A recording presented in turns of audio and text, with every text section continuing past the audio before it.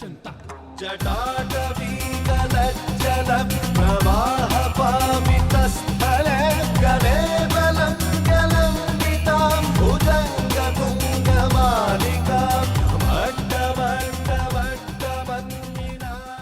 Hi friends, this is NJ, host on this channel. Finally, we have reached the second part of our discussion on the nakshatra number 19, the Moola nakshatra.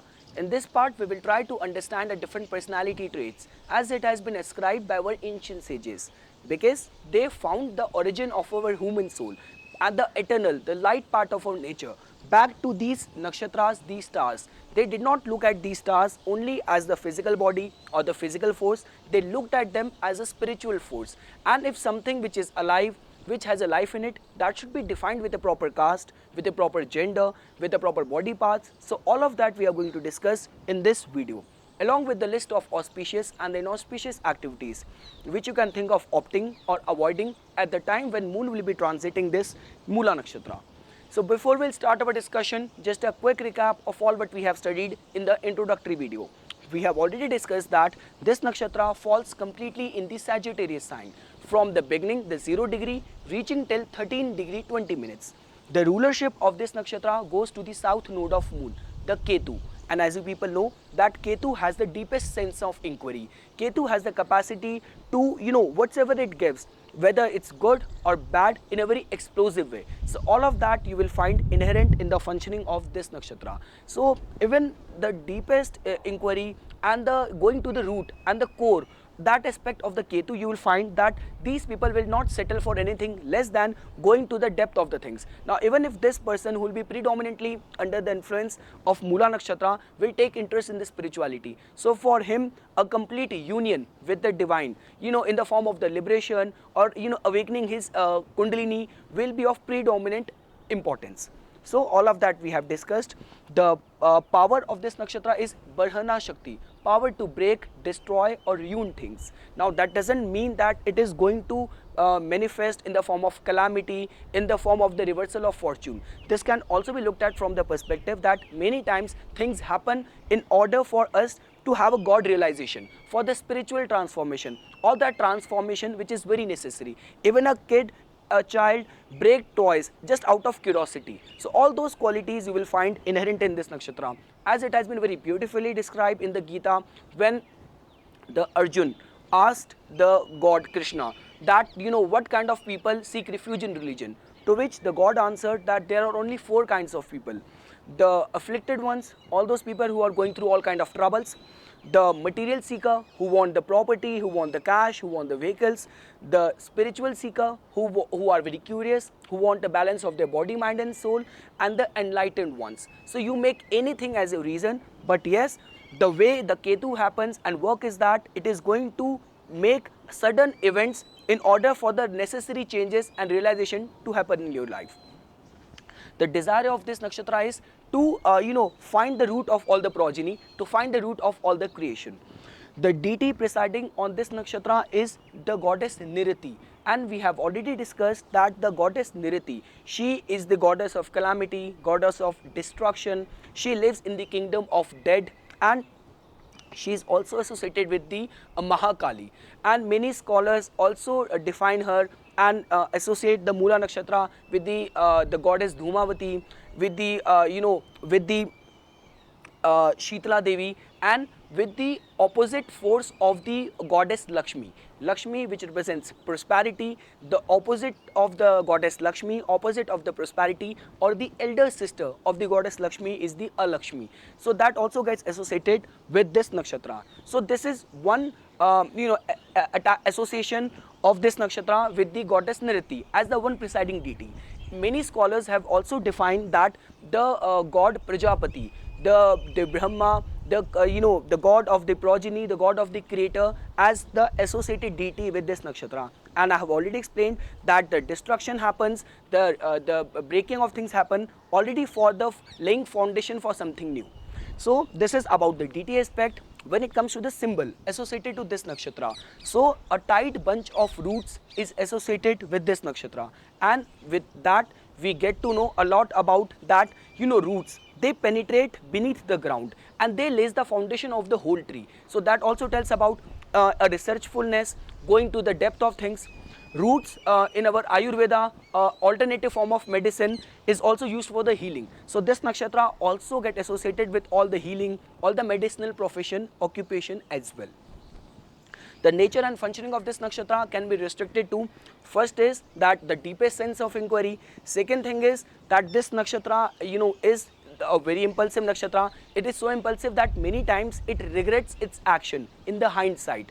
Over eagerness has been seen in all kind of drastic situation, and it has been generally seen that this nakshatra has the potential to magically get someone out of the trouble or out of the mess, to put and give the sudden magical aid or helps whenever person is going through any kind of trouble. So all of that we have already discussed in the previous videos. Now we will start our discussion fresh on this topic which we are going to discuss today. So the bottom line is that this nakshatra can produce a sage, and in its lower aspect it can also produce a demon. So even in our mythology, in the Treta Yuga, the silver age, the demon, half Brahman and the half demon king Ravan was produced, and he had his ascendant lord son in the Mula nakshatra. And we have also discussed that he made use of his intensity or going to the depth in the form of pleasing Lord Shiva, and met his end because of the negative aspect of the functioning of Ketu, because of his ego. So, and the other positive aspect of the Mula nakshatra is that Lord Hanuman, the shining example of the wisdom of the service, was also born with the Mula rising on his ascendant. So we have discussed. Now we will start fresh. When it comes to the caste associated to this nakshatra, so this nakshatra belongs to the Butcher caste, and as you people know that Butcher can be seen from the perspective that this nakshatra has a lot to do with the breaking of things, the Bharana Shakti, to ruin, to break and destroy things. So from this aspect, this can be looked at from the perspective that this nakshatra can cut your ties with the worldly duties. The goddess Kali in itself has been seen cutting the heads of the demonic forces, the heads of the ignorance. So the Butcher caste has been associated with this nakshatra. The gender associated with this nakshatra is of a neutral gender.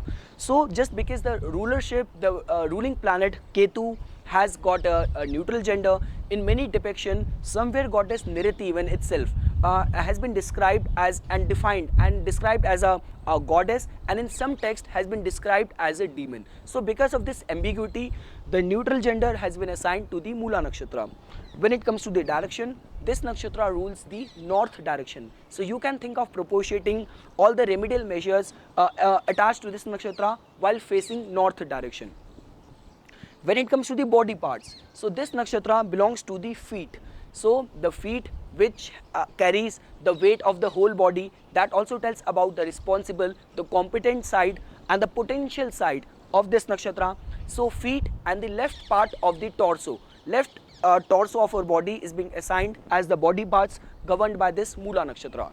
When it comes to the humor, the Ayurvedic constitution, so this nakshatra is associated with the Vata, the airy constitution. So you guys must be wondering, when Ketu and the Sagittarius, so many fiery things are involved, how come the airy constitution, the Vata? So the only rational explanation is that, even how can we distinguish someone who is alive or who is dead? Because of his breathing force. And just because this nakshatra has a lot to do with the life and the death, so the Vata, the airy constitution, has been associated with this Mula nakshatra. When it comes to the Guna, Tattva and the Gana, so the Tamasic Guna has been assigned to this nakshatra because its involvement with all the darker side of the human nature, the lower aspect, the fear, the paranoia, if it will be working in its lower aspect. So fear, paranoia, ego, vanity, lust. So because of that, the Tamasic Guna has been associated with this Mula nakshatra. Its Tattva is again, like the way we have discussed in the humor, is air element. The Gana, this nakshatra belongs to the demonic Gana, the Rakshas Gana. So with demonic, that doesn't mean that you will be a demon. It just means that too much of the desires, too much of the attachment, too much of the ego. And because of which this nakshatra has the potential of all of that, the demonic Gana has been associated with this nakshatra. Even the primary motivation of this nakshatra is Kama, the desires. When it comes to the list of auspicious and the inauspicious activities, so that is very simple. All those activities which requires any kind of spiritual initiation, meditation, any of the occult knowledge learning activities are considered as very auspicious. All those activities which requires researchfulness, which requires you to go to the depth of the things, are considered as auspicious, just because it is a very Tikshana nakshatra. So all activities of litigation, of lawsuit, of fighting are considered as auspicious at the predominance of this nakshatra. This nakshatra is also associated with the herbs, with the healing. So all kind of medicine, going for rejuvenation is considered as auspicious at the predominance of Mula nakshatra, whenever the moon will be transiting the Mula nakshatra. When it comes to the list of the inauspicious activities, so marriage is not considered as auspicious. Any kind of financial transaction, now this could be borrowing or lending of money, is not considered as auspicious. And beginning something which is of financial in nature is not considered as auspicious. And lastly, any act which requires balance, tact, diplomacy is not considered as auspicious at the predominance of this nakshatra. When it comes to its disposition, lunar month and the day, so the orientation of this nakshatra is, it is a downward facing nakshatra. It is an adhomukha nakshatra. So just because all the research, even the digging, the excavation happens while digging the earth, and all those acts of going for the digging for the facts, or going deep within for the meditation, for the enlightenment. So because of that, the adhomukha, it is a downward facing nakshatra. Its disposition is that it is a very Tikshana nakshatra. It's a very daruna, it's a very tragic, it's a very sharp, hard and dreadful nakshatra.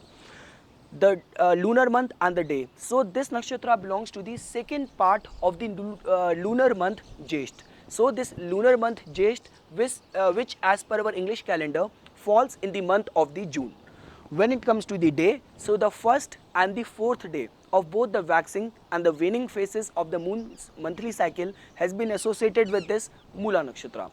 When it comes to the sexual type and the gotra, so the sexual type of this nakshatra is of a male dog, and which is completely in sync with the nakshatra lying opposite to it, which is the Ardhara nakshatra, where the sexual type was of a female dog. When it comes to the Gotra, the celestial lineage, so this nakshatra has been associated with the sage Pulastya. So Pulastya, which can be translated as one who has shiny hairs, and sage, even the sage Pulastya in amongst these 27 nakshatras has been associated with very intense and very benevolent nakshatras. So the benevolent side of the sage Pulastya gets manifested in the form of its association with the Mrigshira nakshatra, the Uttara Falguni nakshatra, and the intense side gets manifested in the form of its association with the Mula and the Purva Bhadrapada nakshatra. When it comes to the profession and the places, so that is very simple. The profession, will take it first. So all those people who are the astrologer, who are the occultist, who are the shamans, will be considered as working and as a associated profession with the Mula nakshatra. Even the dark side of all of that, the aghoris, the black magicians, can be associated with this nakshatra. All those people who are in the research, who are in the inquiry, now that could be a detective, that could be a lawyer, someone working in the microbiology, genetics, will be considered as one of the governing profession. The lawyers, the judges will come under the purview of this nakshatra. The herbologist, all the the people working as a Ayurvedic doctor will be considered as the governing aspect of this nakshatra. So all of those occupation will come under the purview of this nakshatra. When it comes to the governing places, so all the the high mountains where you can find the healing herbs, medicine, the the inaccessible lands, the frozen places like Antarctica, the dense rainforest, all those places where the calamity has taken place, all those places where judgment, the judiciary takes place. So the Supreme Court, the Session Court, so all of that will come under the purview of this Mula nakshatra. So this is all what I wanted to say as my take on the second part on this Mula nakshatra. I hope you guys found this video informational. For further more updates and notification on astrology, please subscribe my channel and like my Facebook page. Thanks. चिदानन्दरूपा शिवोऽहम्